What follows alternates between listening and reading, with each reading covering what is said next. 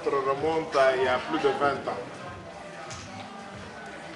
Mais nous sommes ensemble, nous sommes dans la 18e année de notre mariage.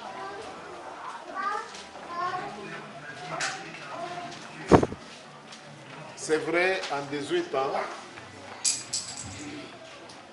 il y a des moments dans la vie de toute personne, comme dans la vie d'un couple, dans la vie d'une personne. En 18 ans, on peut être passé chez le médecin pour une intervention chirurgicale, on peut être passé chez le médecin pour une perfusion ou quoi, il peut y avoir des secousses. Oui, nous avons, nous aussi, connu dans notre couple, dans notre parcours, quelques moments difficiles qu'il fallait transcender. Mais le maître mot, moi, je peux dire que je me suis marié un peu sur le tard. Un retard par rapport... Je mets entre guillemets parce qu'il n'y a pas de retard dans cette affaire. Mais j'ai dit que je me suis marié un peu sur le tard. J'ai même eu des pressions de ma mère, ma défunte mère.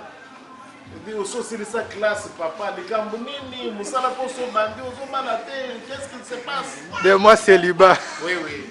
J'ai dit à maman, j'ai fini mes études en 93, je me suis marié pratiquement en 2000. Alors elle me disait, mais tout ce temps ici, pourquoi je travaille? J'ai dit, le moment viendra, je vais m'engager. En fait, pour moi, il me disait toujours, moi si Nakobala, au-delà de toute chose, Azalawa Yangai camarade, Azalawa Yangai Moninga, hein, avec qui je peux vivre. Mais il faudra que, au départ, on soit plus ou moins la même longueur d'onde dans ce sens. Et Dieu m'a fait grâce de rencontrer ma charmante épouse ici. Et nous nous sommes engagés sur base des principes, le respect mutuel. Moi, j'ai dit à mon épouse, quand nous étions fiancés, j'ai dit, le gage du bonheur que je peux t'offrir, c'est mon amour et ma disponibilité. Je ne peux pas te dire que je te donnerai, je ne sais même pas si Bill Gates est heureux, plus heureux que moi. Je sais seulement qu'il a beaucoup d'argent, il a une grande fortune, mais je ne peux pas te garantir les biens matériels que Nakotongelayo, Nakosombelayo, Nakosalelayo. Mais au moins, je voudrais te garantir que je pourrais être ton ami avec qui tu pourras cheminer. Alors, le respect mutuel, il y a des trucs ou des choses que je n'accepte pas. Moi, c'est en fait l'impolitesse, le manque de considération. Je suis très sensible. J'ai toujours dit, mon épouse, j'ai dit, au cas de la ganga lingala, parce que si au cas de la lingala, en tout cas, tu froisses ngaï, je ne sais pas comment. Et Dieu merci, ça va. Nous nous respectons et ça permet que nous allons dans. Aujourd'hui, nous avons 4 enfants. Mais avant d'avoir les 4 enfants, nous en avons perdu 2. Et c'était difficile. Je me rappelle lorsque j'ai laissé mon épouse à Boma, le médecin m'a dit, dans son état, elle ne peut pas te suivre, elle ne peut pas partir avec moi. Je venais d'avoir un travail ici à Kinshasa. Elle ne peut pas voyager avec toi dans cet état. Elle peut ni prendre l'avion, les petits porteurs. Elle ne peut pas prendre le train, encore moins la route parce qu'elle n'était pas encore asphaltée. Moi, si tu veux prendre le risque, mais sinon si tu me la laisses ici, je pourrais être là pour suivre. Voilà que un bon matin, je prends ma douche, je reçois un coup de fil, on m'annonce que madame a accouché, mais l'enfant est mort à l'accouchement. c'était difficile. Mais j'ai plus pensé à elle, qui était loin de moi. Elle était avec ma grande sœur, qui était partie pour l'assister. J'ai demandé, elle est dans quel état? Elle m'a dit non, ça va. Elle est un peu traumatisée, mais sinon elle se porte. Alors, dès que j'ai eu l'occasion de la faire venir, elle est venue aussitôt. Mais dans l'intervalle de temps là, beaucoup de choses se sont racontées. J'ai vu des tantes, j'ai vu des membres de la famille se dresser des... Non, non, on n'a jamais cru ça. À quel moment on n'est pas là-bas, des trucs. Je n'ai répondu à personne. Elle est venue, elle avait entendu des choses. Elle voulait commencer à m'expliquer. Voilà, et moi j'ai dit, maman, sois en paix. Tu es en vie, tu es en bonne santé. Dieu qui a permis que cela arrive, Dieu permettra. Si c'est pour avoir des enfants, on en aura. Sinon, je dis non, moi je n'ai aucun problème avec toi. Aucun. C'est arrivé, je ne te vois pas étrangler ton enfant à l'accouchement, je ne vois pas ça. Et nous avons eu, de la part de mes parents beaucoup de soutien et de réconfort. Pourquoi j'ai épinglé cet aspect des choses? J'ai dit, si on ne prend garde à la vie qu'on est en train de mener dans son foyer et on se laisse entraîner par des gens qui sont extérieurs au couple, même s'ils sont des amis, ils sont de la famille, ils ne peuvent pas prendre des décisions, ça peut déstabiliser les gens. Et ceux-là qui disaient que non, voilà, on est prêt, on a eu des enfants, Dieu seul sait s'il y en a qui sont déjà venus amener une boîte de lait pour qu'on donne à ces enfants-là. Mais ils étaient prêts à me pousser à dire non, il faut rompre.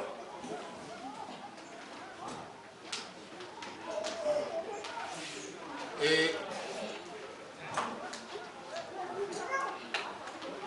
on est dans la 18e année, je vais vite terminer. On est dans la 18e année, je disais.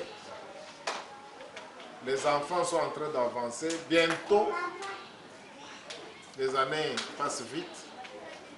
Ils vont commencer à partir. C'est comme ça que je voudrais profiter même de cette circonstance pour dire à madame, maintenant là il faut plus penser à nous deux aussi. Hein?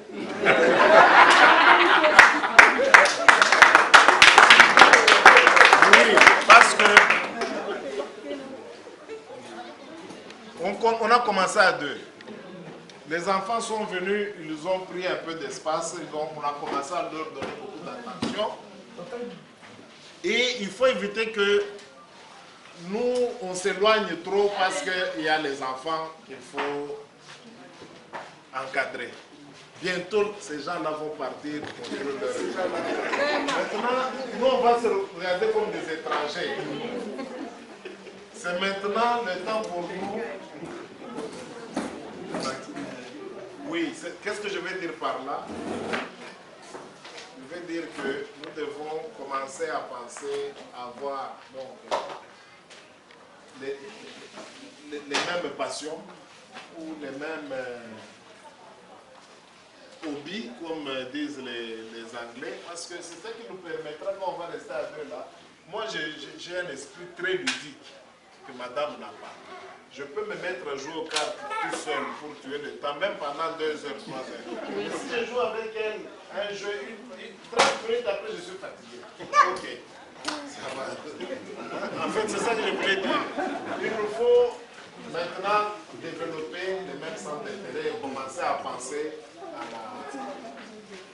à la vie, l'amour, le respect mutuel, hein, et la vie et faire attention à ce que on se laisse dicter les choix et les décisions du foyer par des gens extérieurs, même par nos parents. Ils peuvent nous suggérer, ils peuvent nous conseiller, mais ne doivent pas prendre des décisions pour le couple. Et c'est ça qui... À Jacob 14 ans pour que Jacob puisse mériter Rachel. Ce matin, moi j'ai compté, ça faisait 168 mois de salaire. Je dis évidemment ça, il fallait le faire. David, lui, était beau. Et la Bible dit que David était divinement beau. Mais David, lui, sa beauté lui a coûté, il a échappé au génocide. Regarde la beauté de David, ou plutôt la beauté de Moïse. David également, lui, était beau. La Bible affirme que David était beau. Et la beauté de David, ça lui a coûté Michal comme épouse. Michal, la fille du roi Saül, est tombée amoureuse. Et quand on annonçait ça à David, David disait, est-ce que vous pensez que c'est facile d'être le gendre du roi? Vasti également, l'ancienne femme de l'empereur Assuérus. La Bible affirme qu'elle était très jolie. Elle avait aussi une beauté. Mais la beauté de Vasti lui a coûté l'exclusion au palais royal. Ça lui a coûté, on lui a ôté la couronne royale. Ah, je vois encore une dernière femme qui était très jolie là-bas dans la Bible. Il s'agit d'Esther. Esther également était très jolie. La Bible dit qu'elle était très jolie. Mais regardez Esther. Esther, c'était une orpheline de père, une orpheline de mère. Rachel, c'était une esclave, et même en captivité en plus. Et avec Rachel, tout ça, ça coûtait à Rachel comme travail. Rachel, à la fin, ça lui a coûté quoi? Rachel est devenue, ou plutôt Rachel a eu la couronne royale chez roi Assuérus. Comme quelqu'un disait, il y a quelqu'un qui a chanté cela. Dit, je serai couronné. À cause de ce que c'est comme si je disais à quelqu'un que tu seras couronné à cause de ce que tu es en train de faire. Alors Rachel, lui, avec sa beauté, elle a été non seulement couronnée, Rachel a sauvé toute une nation, sa famille. Et avec la beauté de Rachel, les ennemis se sont entretués. C'est comme si je disais à quelqu'un que ta beauté, papa, ta beauté, maman, soit aussi une occasion comme Rachel de faire un effort pour que l'église, ton église, soit aussi sauvée. Amen. Mais je disais que la beauté, c'était un facteur primordial pour l'union conjugale. Mais il y a d'autres facteurs aussi qui entrent en compte à cette époque. Quand nous regardons, nous voyons à cette époque, il y a un certain nombre, il y a certains hommes qui sont devenus, ou plutôt certains hommes qui n'assument pas la responsabilité. Certains hommes n'assument pas leur responsabilité. Certaines femmes dénient l'autorité à leur mari. Il y a même des foyers où il y a l'un des conjoints qui est en train de maltraiter l'autre. Nous n'allons pas oublier l'insuffisance des moyens pour vivre. Il y a la situation économique également. Il y a l'esprit du monde. Cet esprit du monde qui est caractérisé par l'immoralité. Ah, la liste est donc tous les facteurs. Mais la Bible nous dit ceci. Tous ces facteurs-là qui sont en train de combattre l'union conjugale, la Bible nous dit ceci. Le couple qui respecte le principe de Dieu, le couple qui met le principe de Dieu en pratique, ces couples-là ne seront pas abandonnés par Dieu, quelles que soient les circonstances. Même les couples là où il y a un seulement, qui est en train de respecter les principes de Dieu, ce couple-là, il est encore mieux, plus que le couple-là où ni l'un ni l'autre ne respecte pas les principes du Seigneur. Mais le Seigneur lui-même affirme la Bible. Lui-même s'occupe de couple, le couple qui respecte le principe. Le Seigneur regarde, le Seigneur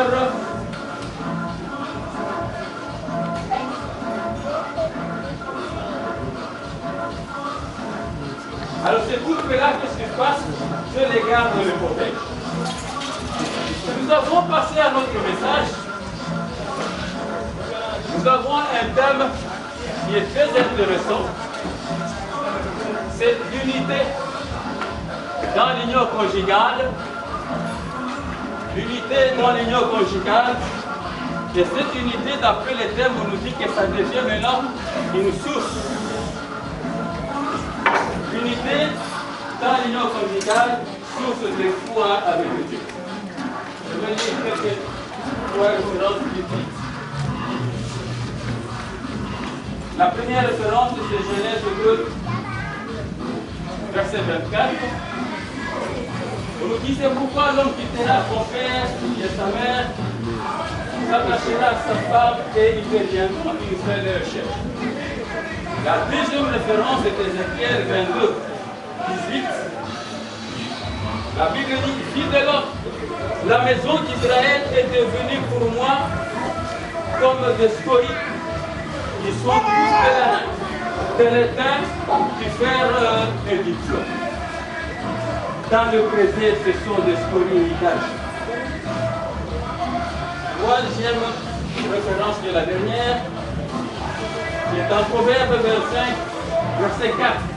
La Bible nous dit au-dessus de l'argent des scories et il en sortira le vase pour le feu. Rassurez-vous ici que la première référence ici, Genèse 2, 24, ça c'est même le préalable pour que l'union soit une union conjugale parfaite. Amen. Pour que vous puissiez réussir l'union conjugale, ici, Genèse 2, 24, ça devient le préalable. C'est-à-dire quoi? C'est-à-dire qu'il faut que d'abord l'homme quitte. Les témoignages que nous avons suivis,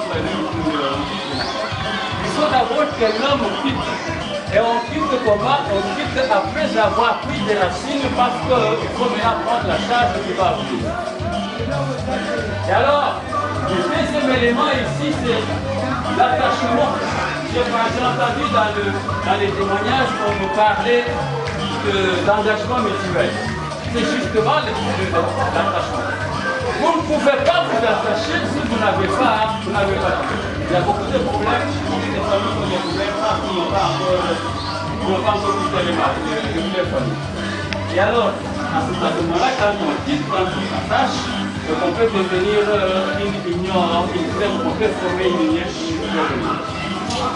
Alors, nous avons l'arbre ici. On va y aller.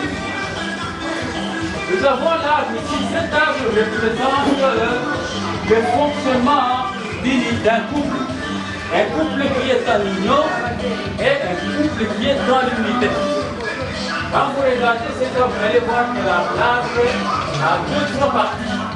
La première partie ici, c'est la partie qu'on appelle invisible. Et la partie invisible, ce sont les racines. Ça, c'est ce que nous, on ne voit pas. Quand les gens qui ont témoigné ici, ils ont témoigné les choses que nous voyons. Mais il y a la partie invisible. Cette partie-là, il n'y a que le couple même qui connaît ça. Alors, il y a la partie qui vient, c'est les troncs. Si on va comprendre très rapidement le tronc, et nous savons ce sont les choses. C'est réellement le fruit de tout ce qui se passe dans la partie invisible. Alors, la partie invisible ici, il y a 5 facteurs qu'on appelle les facteurs à plus haut risque. Les facteurs à plus haut risque ici, ce sont les facteurs que si on ne sait pas, on ne sait pas bien définir, et bien les couples ne vont pas marcher, et bien l'union conjugale ne peut pas réussir.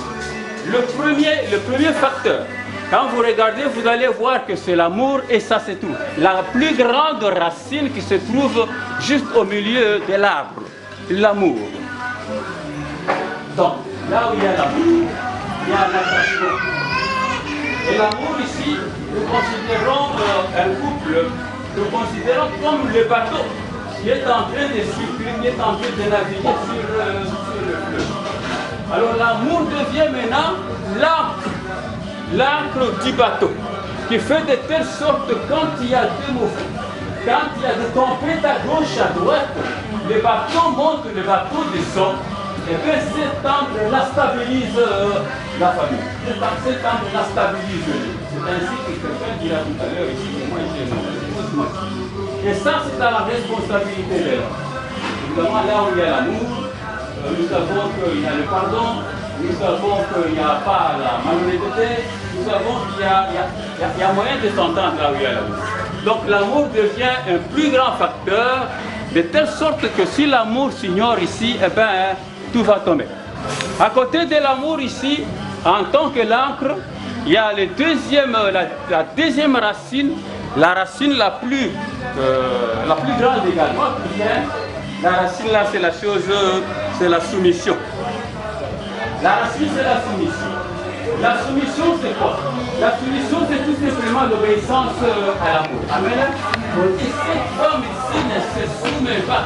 Mais je vais vous dire, je vais ouvrir une petite parenthèse pour dire que la femme ne peut se soumettre que là où les besoins émotionnels sont satisfaits.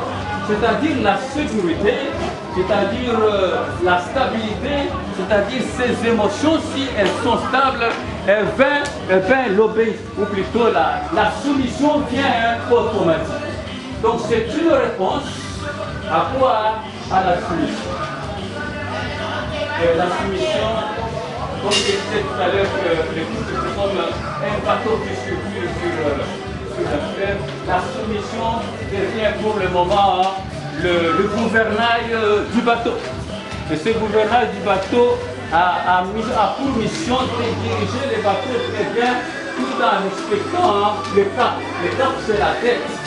Donc quand vous voyez, on est en train de diriger les bateaux, on respecte le cap. C'est-à-dire la femme, tout en étant directrice du foyer, elle doit respecter le cap. On va y aller vite comme je l'ai demandé. Nous avons le troisième. La troisième racine ici, c'est la communication. La communication, nous disons que le partenaire, ou bien la partenaire, n'est pas un lecteur de pensée. Il y a que Jésus-Christ lui-même qui pouvait voir le pensée de quelqu'un. Ici, il appartient au couple. Quelqu'un a parlé tout à l'heure du dialogue. Alors, il appartient au couple de faire de telle sorte que le dialogue existe. Parce que dans tout le monde, sur le plan humain, le dialogue reste une solution. Là où il y a des conflits, là où les gens veulent s'entendre, il faut le dialogue. Alors, la communication ici en tant que dialogue, ce n'est pas... Il y a des couples où la communication devient ce qu'on appelle vaste. Donc les gens ne se parlent pas. Il y a des communications que nous appelons clichés. C'est-à-dire que les gens, il y a une petite communication. Mais la communication dont nous parlons ici, c'est une communication de pensée, des opinions. Et au niveau des couples, on dit que c'est une communication transparente, autrement dit qu'il n'y a pas quoi, il n'y a pas de secret. Alors là où il n'y a pas de communication, nous conseillons. Quand je dis nous conseillons, je me rappelle justement au moment où nous sommes en ici. J'ai regardé toutes ces histoires ici. C'est comme si on me rappelait le jour où nous allons recevoir notre diplôme de conseiller conjugal à Dubaï. On nous a amené dans une histoire comme ça. Là, on est allé au programme. Je disais, Seigneur, tu me rappelles encore les choses que nous avons vues la fois passée. Alors, je disais que là où il n'y a pas de communication, on conseille au couple de provoquer la communication. Amen. On conseille au couple de provoquer la communication. Comment est-ce que vous allez provoquer la communication? Vous provoquez une querelle. Et quand il y a une querelle, l'autre va parler. Il parle à ce moment-là, vous allez voir ce que la personne était gentille. Alors, après la communication, nous avons Nous avons le quatrième point, on l'appelle ici l'hérédité. L'hérédité, ça s'appelle tout simplement, ça s'appelle l'individualité dans la complémentarité. Vous êtes seul, vous êtes tel individu, mais vous marchez de telle sorte que vous vous complétez. C'est ainsi que Dieu l'a dit lui-même, qu'il ne faut pas que l'homme soit seul. Nous sommes appelés à nous compléter.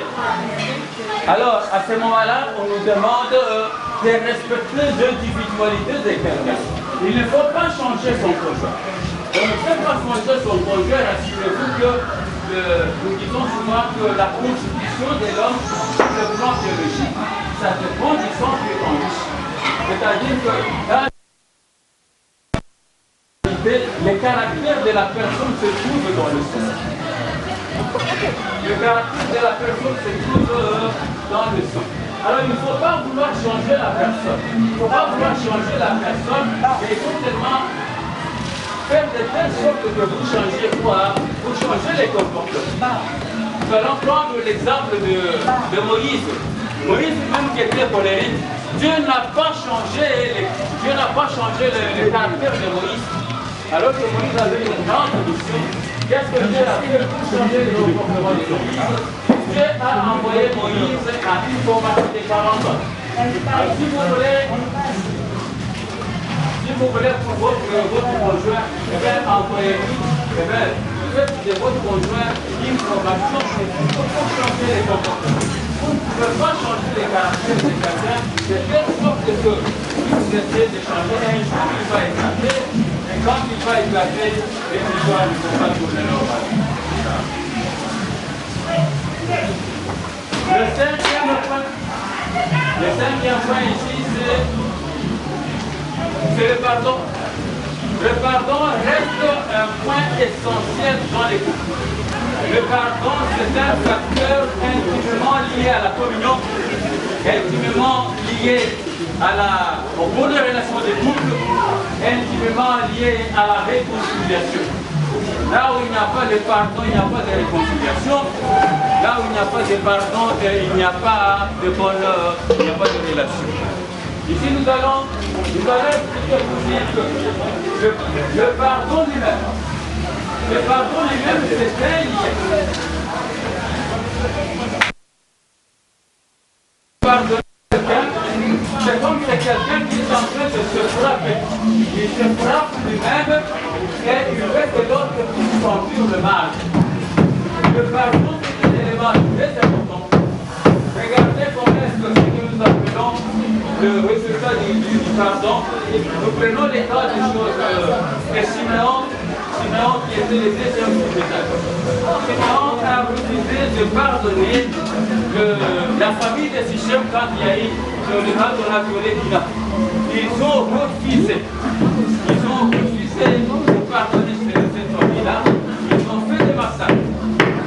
Le deuxième élément, Simeon a refusé de pardonner le frère Joseph. Ça, c'est le pardon dans la famille. Il a refusé de pardonner Joseph alors que Joseph a vu demander ici. On le pardonne juste au moment où on le faisait sortir dans la terre et pour aller le prendre. Rival n'était pas là, c'est Simeon qui était là. Et Simeon n'a pas pu. Regardez maintenant ce qui s'est passé avec le manque de pardon de Dieu. C'est pas que nous disons que ça peut se passer dans votre famille s'il n'y a pas de manque. Il y a manque de pardon. Simeon, maintenant, quand on est allé à l'Égypte, c'est Simeon qui a été gardé, emprisonné. Là, il fallait intervenir notre frère là. Simeon, quand on a commencé à connaître le droit de l'Est, Simeon n'a pas eu ça parce que Rivel n'a pas pu avoir ce que Simeon devait avoir. Du fait que Simeon c'est très chrétien, il n'avait pas de pardonner. Simeon a raté des victoires du droit de l'Est. Et même quand on a commencé à partager les choses, la descendance de Simeon n'a pas été, n'avait pas été. Donc le pardon, c'est un élément. Et quand ça marche dans une union conjugale, eh bien, les histoires ça, ce sont les 5. Ça, ce sont les 5 arbres.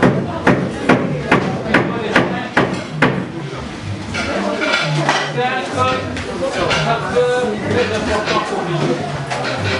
Alors là au-dessus, il y a le fruit. Là-bas,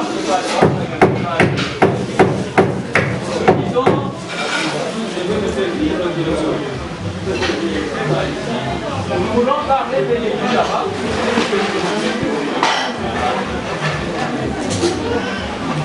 L'union, pour que l'union réussisse, il y a des histoires qu'il faut arrêter.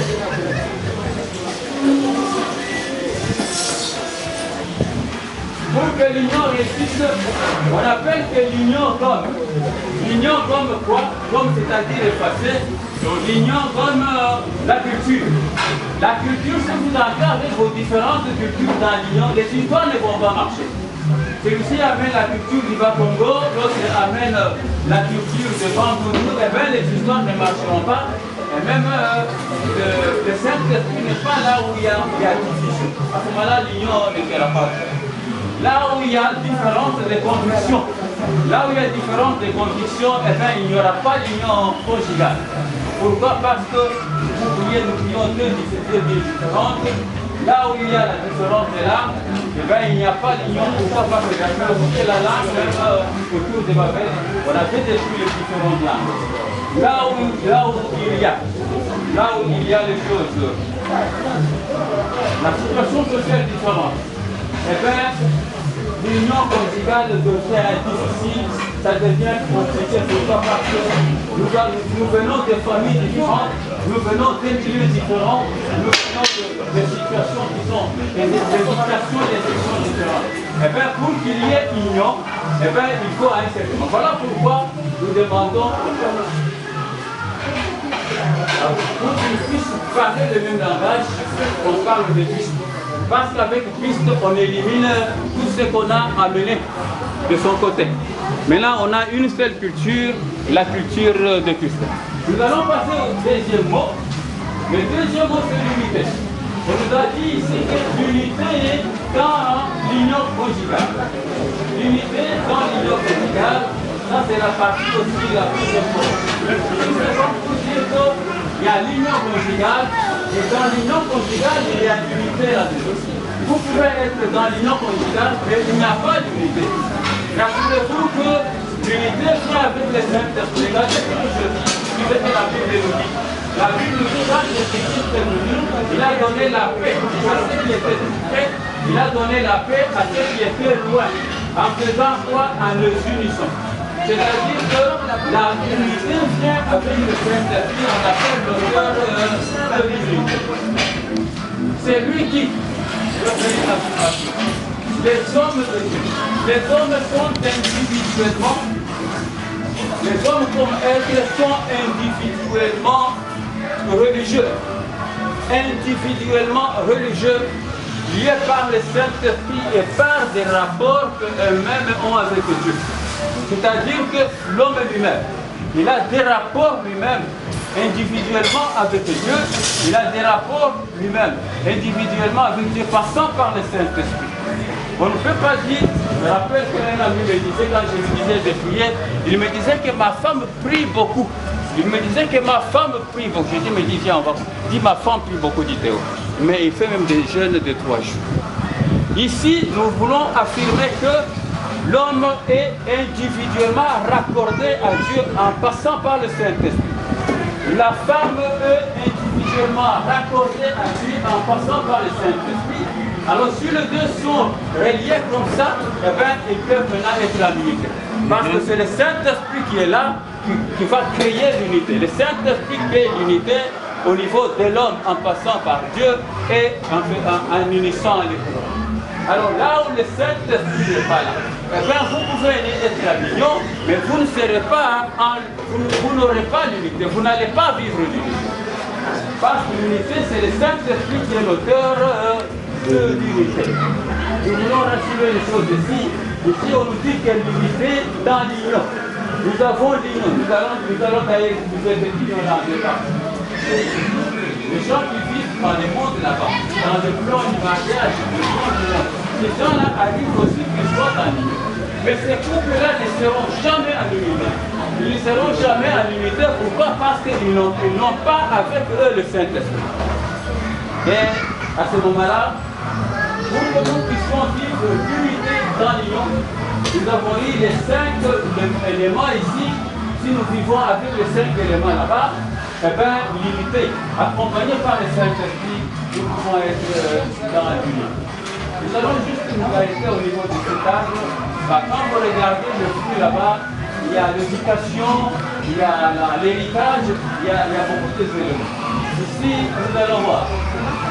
Souvent, quand nous faisons des cérémonies comme ça, nous n'avons pas le temps de discuter. Monsieur le Président, j'ai marié ceci à Monsieur le Président. Monsieur le Président, vous voyez les tableaux ici. Nous l'avons conçu pour Emmaüs, pour expliquer l'union dans l'unité dans l'union sur le plan conjugal. Mais les cérémonies sont telles qu'on n'arrive même pas à faire les 1/5. Nous pouvons vous demander, vous êtes responsable du département, nous pouvons vous demander d'organiser un séminaire, notamment avec 3 jours. Un jour, on peut parler de l'union conjugale, et l'autre jour, on peut parler de ce qui est l'unité, et un troisième jour, on peut parler de ce qui est ingrédient. Ici, on n'a pas suffisamment de temps, on essaie d'expliquer ce qui est essentiel. Mais tout ce que nous pouvons dire pour terminer, pour conclure, nous allons dire que là, il y a un chemin. Je vais vous montrer un schéma pour les couples qui ont fait plus de 20 ans. Comment est-ce que ces couples là-bas marchent? Je vais conclure avec ça.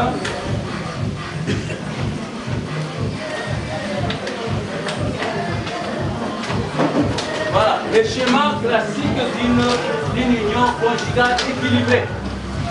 Nous disons bien le schéma classique d'une union conjugale.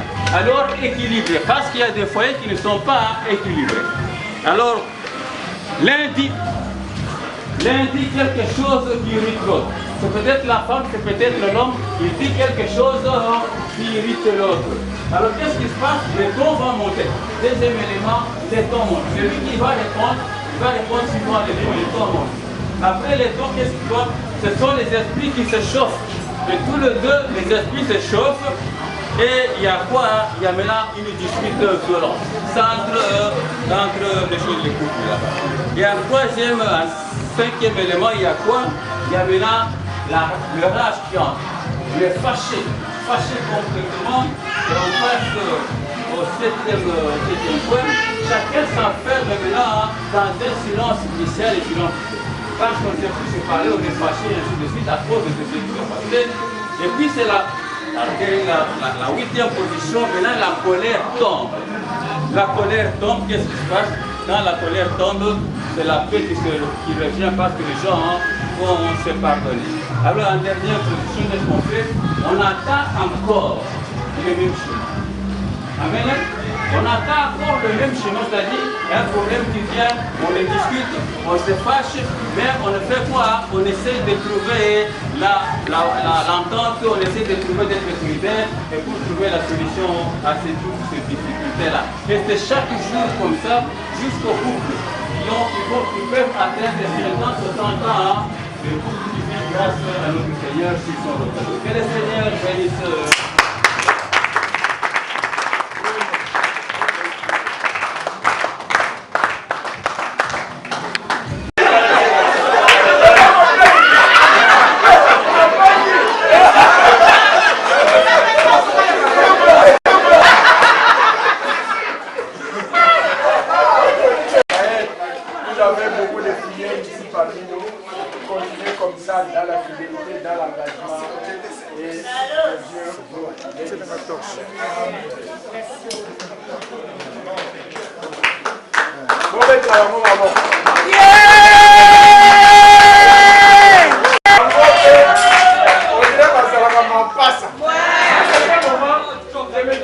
les casquettes.